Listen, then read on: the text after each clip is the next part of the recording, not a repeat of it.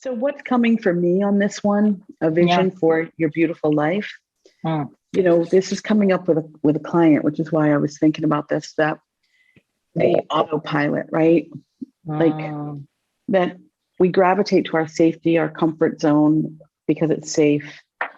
And oftentimes our life is passing without us living a life that we have created as the visionary of our life.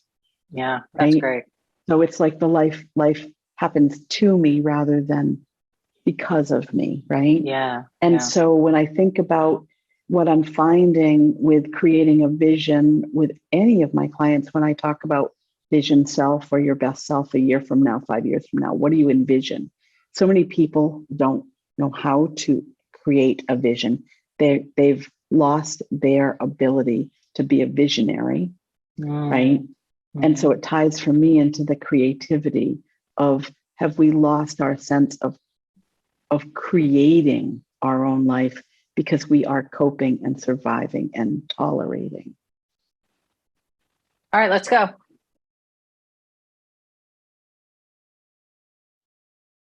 Welcome back to Beautiful Work, Beautiful Life. We're here. It's our Monday podcast, and Laurel and I are ready to share with you to hopefully inspire you into your beautiful life. And that is really related to our topic today, isn't it, Laurel? It is. You know what I love about showing up on Monday with you, Mm. and for showing up for our listeners on Monday? Whoever thought Monday would be a day full of inspiration? I know. I want to say that in some of my, I do a lot of, I would call it, not necessarily in depth, but a lot of varied spiritual practice, reading and study. And so for a while, I was studying the Kabbalah. And as part of that, I was really learning about the astrological influences of our lives and the days of the week, and kind of the importance of all of that. So Monday is a moon day. So it's very related to the moon, which is actually the closest, astral body next to us. So it has a very strong influence in our lives. And I also found out that I was born on a Monday.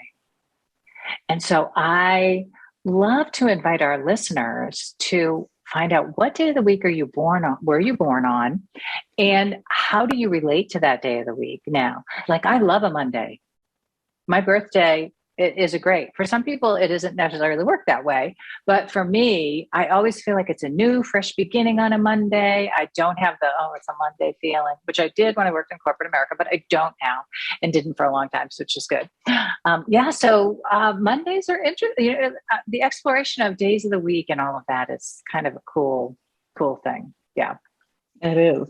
Yeah. So our topic today. That Ties in a little bit with our topic. It does. A vision for your beautiful life. Yeah. Do you have a vision for your beautiful life? I know, Laurel, when we were chatting before we got going on our podcast today, you really hit the nail on the head, I think, when you were talking about sharing with me, how oftentimes people are just surviving, they're coping, they're not in a space of creating a vision and thinking forward to what they want, because they're really in today. Oftentimes clients come in that condition, right? So Yes. it's our job to support them, right? Yes. Beyond that. Yeah.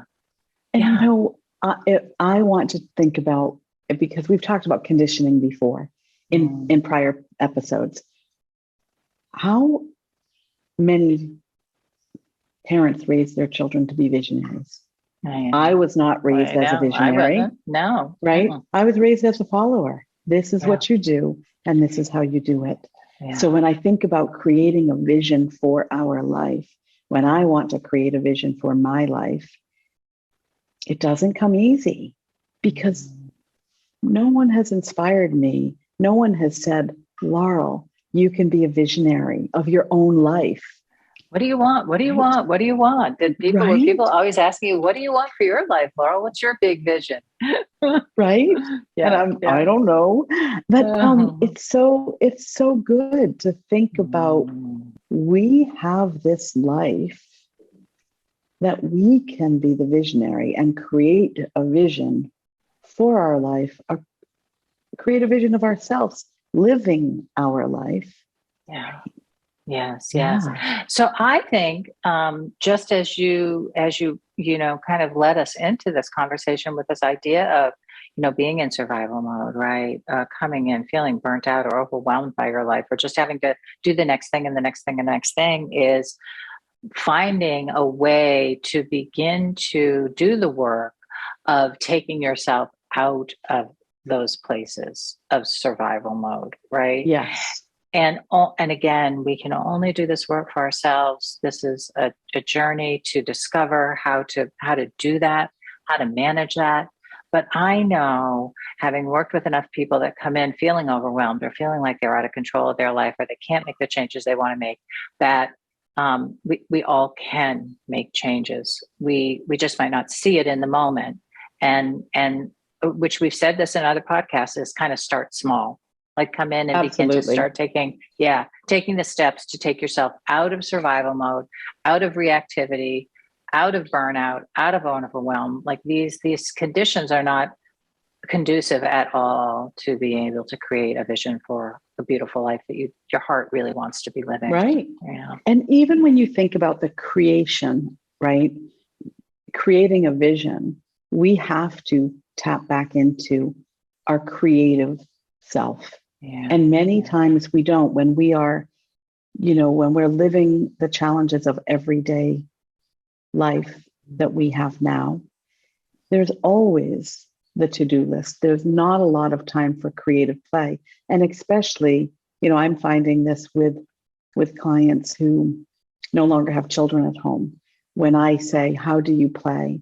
How do you express creativity? There's not a lot of that, and so can you imagine, an empty nester sitting on the beach and building a sandcastle? God, no, right? Yeah. But we do that for the sake of instilling creativity in our children. But then we no longer give ourselves permission to have creative play. I had a young client, actually. She was 29 years old. One of my homework assignments was play for 5 minutes a day. Just play, creative play. And her choice in play was dancing in her living room with her partner for 5 minutes a day. Just having some creative freedom. Right. And so when you talk about the small steps, sometimes we're so out of practice in creation, play, creativity, fun, right? We just need to do 5 minutes a day. Yes, yes. And I think maybe to reframe some of our routine habits into something that maybe even looks more like play or leisure in some sort of way. And now this isn't going to apply to everybody, because I know not everybody loves to cook. Not everybody wants to decorate their house or whatever. But, even just cleaning our home. Like I remember at some point being like tired of it and being just kind of like, oh, another week of, picking up and cleaning up or whatever.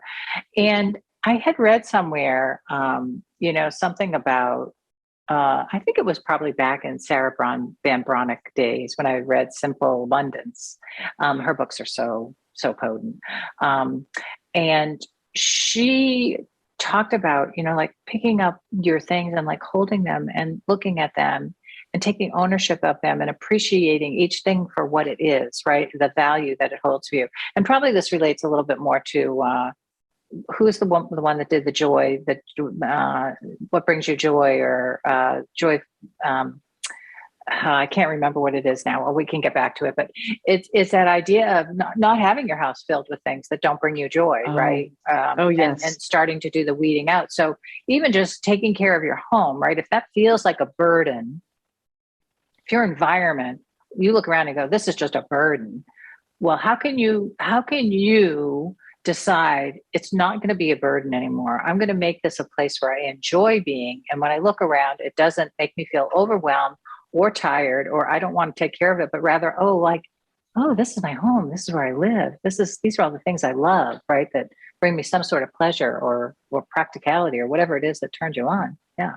Yes. I think, what I was hearing as you were speaking into that is not only what fulfills you, what brings you joy, but the gratitude for that in your life. And that ties into the vision. Yes. Creating, sometimes if you don't know the what you want in your life, I'm going to go back to, how you want to feel.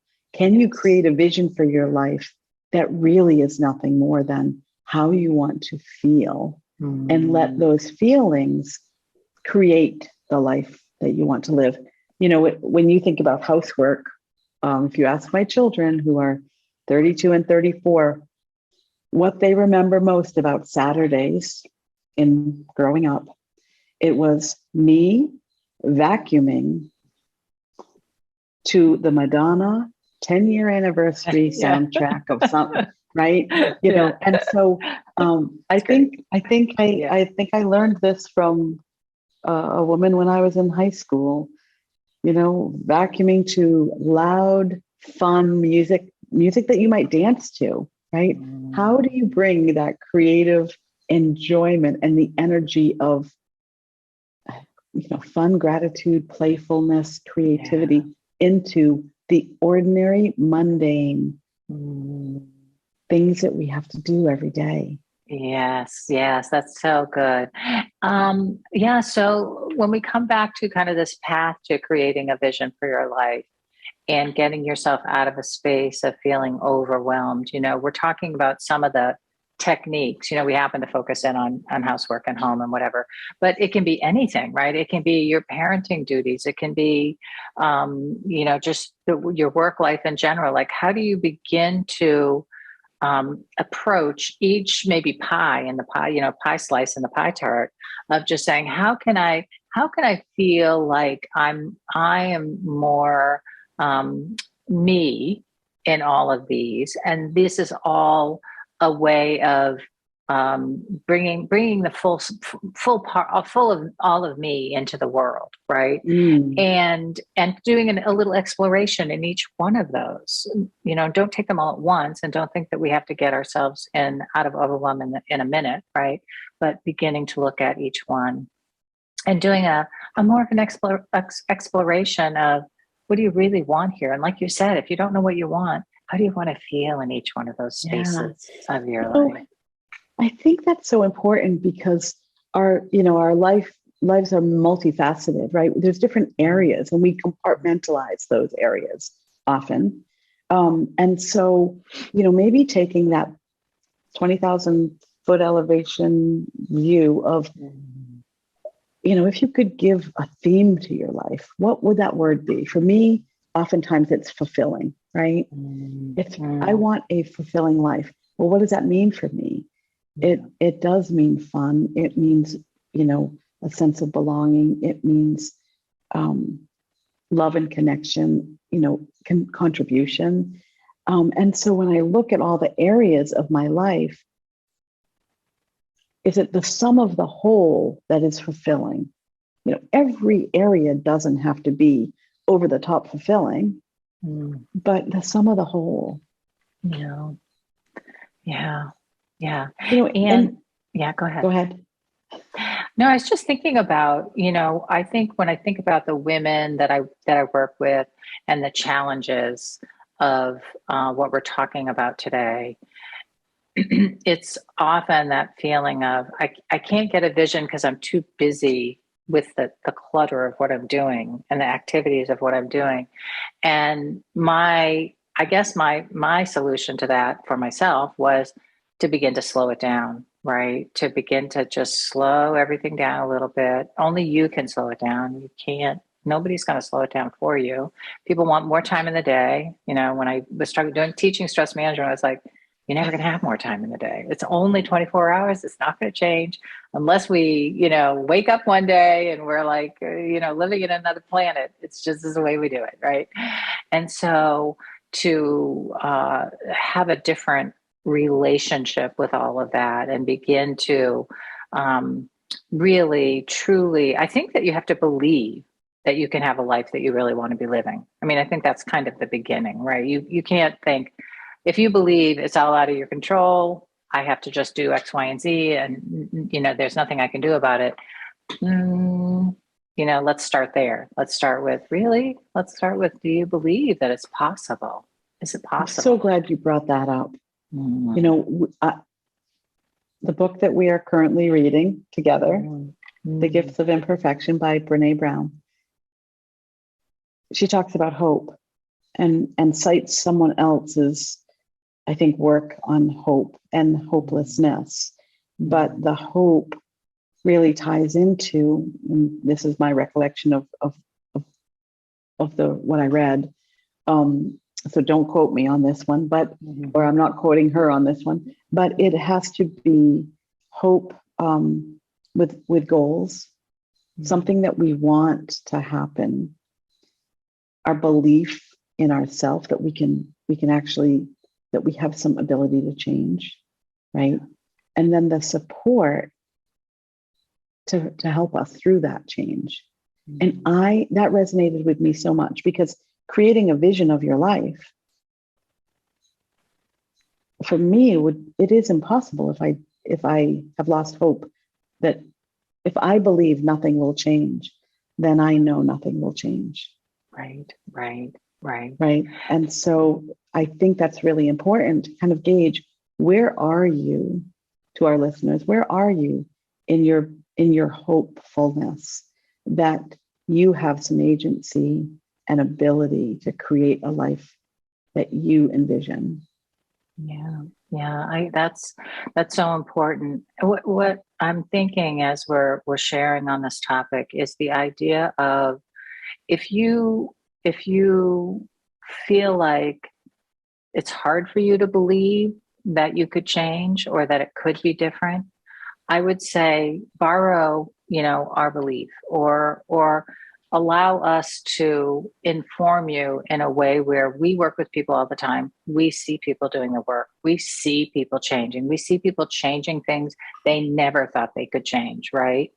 And so we know it's possible. And we know that we all are capable of doing it. It's not just the select few that happen to decide they want to do it or who feel like, they can. It is really everybody. And it really is it's just the practice of doing it. The actual practice of doing it. Yeah.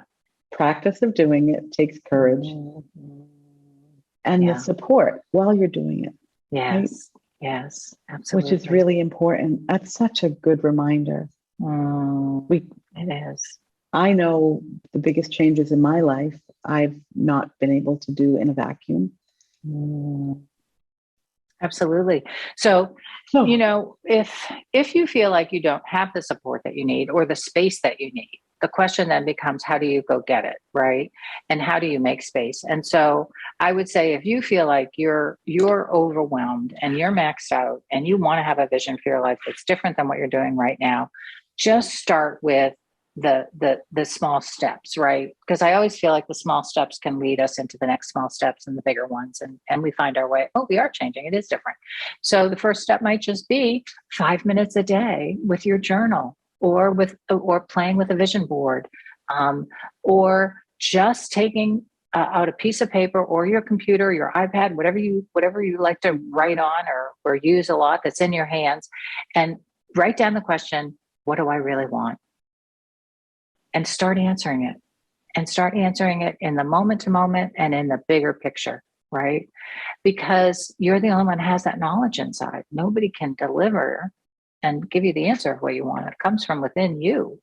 So to take 5 minutes a day to actually give yourself time to focus on it, right, is starting to find the support and the time that you need to get that vision. Yeah.